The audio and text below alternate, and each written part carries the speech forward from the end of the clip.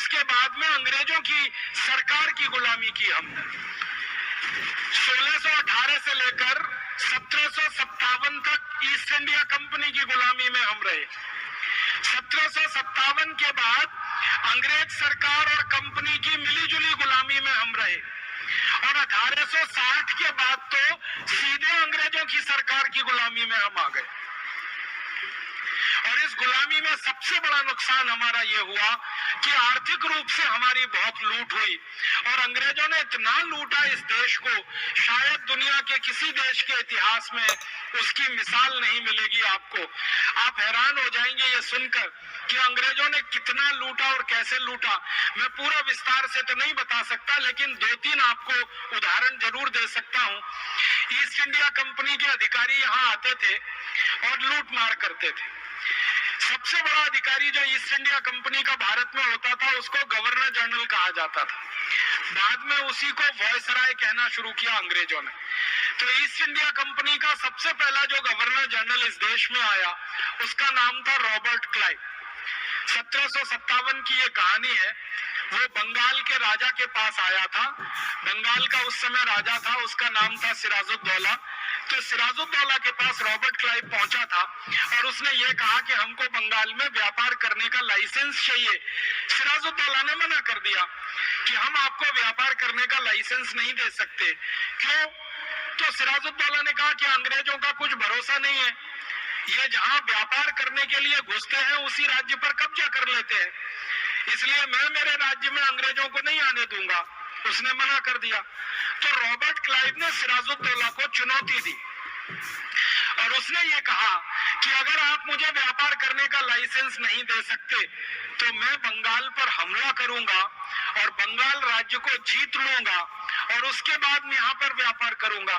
तो सिराजुद्दौला ने कहा ठीक है, हमला करके देख लो, अगर तुम विजयी हो गए तो बंगाल तुम्हारा है और मैं विजयी हुआ तो तुमको बंगाल से भगा दूंगा और जाना पड़ेगा।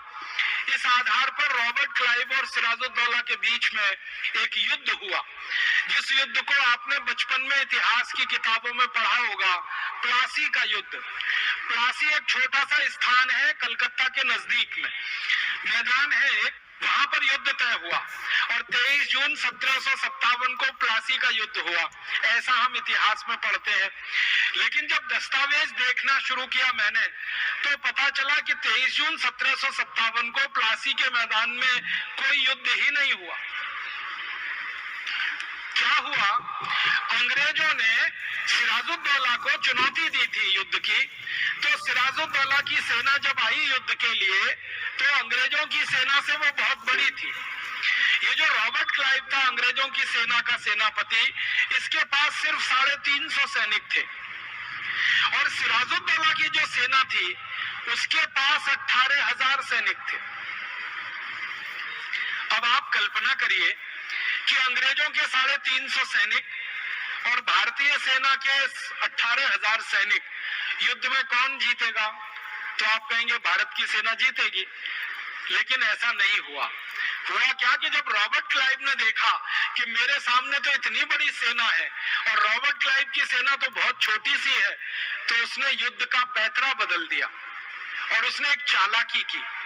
और चालाकी क्या की कि अपना एक आदमी उसने सिराजुद्दौला की सेना में भेजा और उस आदमी को यह कहा कि तुम जाकर यह पता लगाओ कि सिराजुद्दौला की सेना में कौन व्यक्ति है जिसको रिश्वत देकर खरीदा जा सकता है, भ्रष्टाचार करके अपनी तरफ में लाया जा सकता है। तो उसका दूत गया सिराजुद्दौला की सेना में पता करने।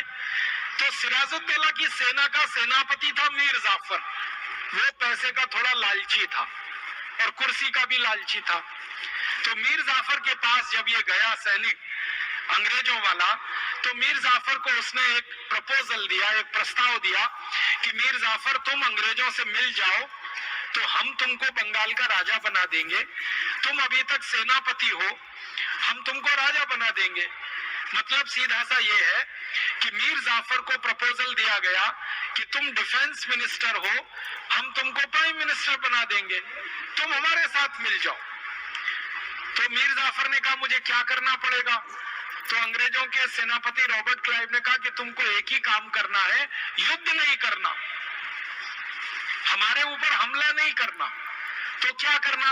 रॉबर्ट क्लाइव ने कहा कि तुम तुम्हारे सैनिकों को बोलो कि वो हमारे सामने आत्मसमर्पण कर दें, और हम आत्मसमर्पण जब करा लेंगे तुम्हारी सेना से, तो तुम्हारी सेना और हमारी सेना मिल जाएगी, मिलकर मीर जाफर और रॉबर्ट क्लाइव सिराजुद्दौला का मर्डर कर देंगे, हत्या कर देंगे, और सिराजुद्दौला मर जाएगा, फिर तुमको राजा बना देंगे।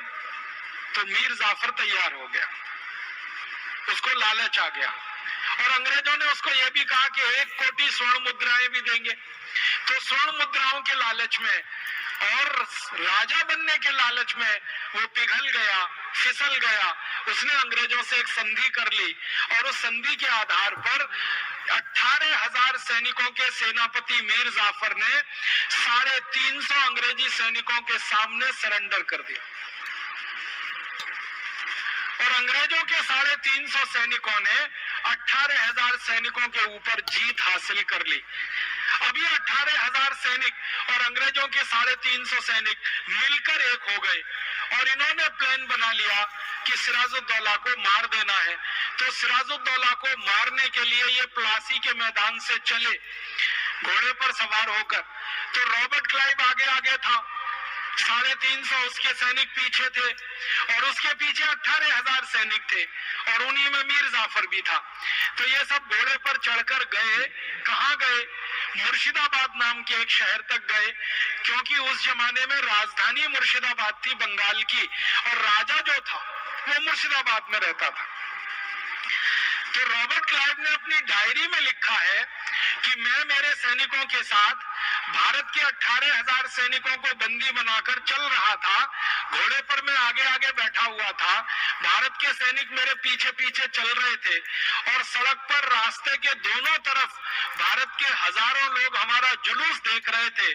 और रॉबर्ट क्लाइव ने एक बात लिखी अपनी डायरी में कि जो भारत के लोग मेरा जुलूस देख रहे थे वो मेरे जुलूस पर तालियां बजा रहे थे, और जो भारत के सैनिकों को मैंने बंदी बनाया है वो आज्ञाकारी सैनिकों की तरह सिर झुकाकर चले जा रहे थे। फिर वो कहता है, काश एक भी भारतवासी ने मुझे पत्थर उठा के मारा होता तो मैं उसी दिन मर गया होता, और भारत का इतिहास उसी दिन बदल गया होता।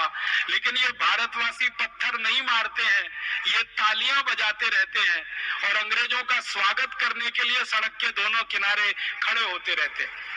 ये बहुत दर्दनाक वाक्य है। रॉबर्ट क्लाइव खुद लिख रहा है कि भारत के हजारों लोग सड़क के किनारे खड़े होकर ताली बजा रहे हैं, और 18,000 सैनिक अंग्रेजों के सामने सिर झुका के चले जा रहे हैं।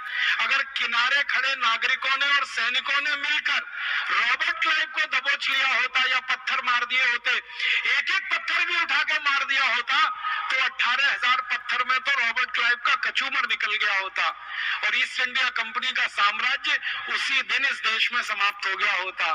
लेकिन हम वो नहीं कर पाए, और देश का इतिहास दूसरी दिशा में चला गया। रॉबर्ट क्लाइव और मीर जाफर मुर्शिदाबाद पहुंचकर सिराजुद्दौला की हत्या कर दी। सिराजुद्दौला की हत्या करने के बाद मीर जाफर का एक भतीजा था मीर कासिम, उसको राजा बना दिया थोड़े दिन के लिए, फिर मीर कासिम को हटा दिया, फिर मीर जाफर को राजा बना दिया, और एक दिन रॉबर्ट क्लाइव ने मीर जाफर को मरवा दिया, और खुद वो बंगाल का राजा बनकर ईस्ट इंडिया कंपनी का साम्राज्य स्थापित करके चला गया।